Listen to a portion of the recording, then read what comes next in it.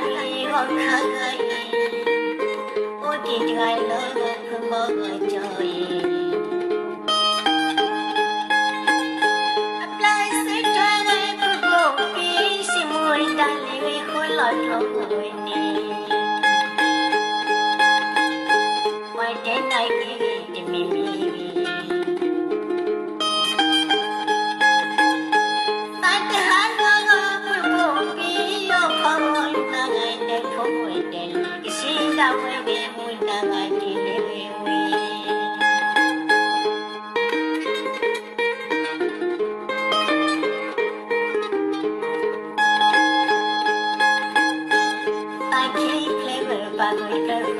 khi gai tay và miếng đi tờ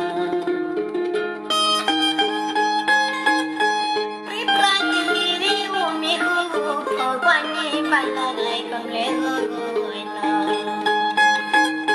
ban nam ban phố xin người hạt lò quê ngồi trò ta lẽ quay chỉ có ba xin hà quê người mò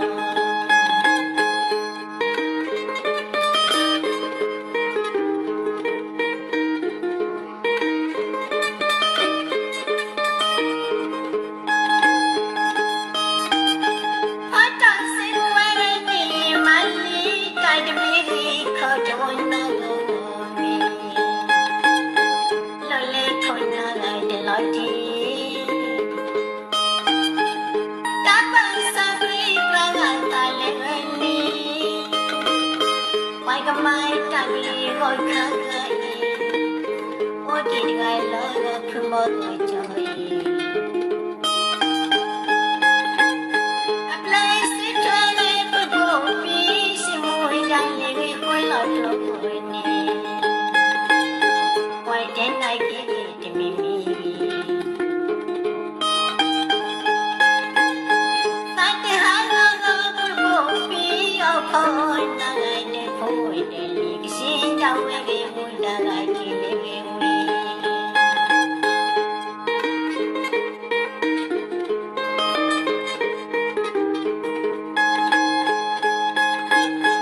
tại khi ple bài ple khó khi gai tay và miếng đi tờ pripra đi umi hu có quan ni ban la lại cầm lẽ ngồi nọ ban nam ban phố xin người hạt lò quê gọi trò ta lẽ quay chỉ có ba xin hà quê người mò ban nam ban phố xin người hạt lò quê gọi trò ta lẽ quay chỉ có ba xin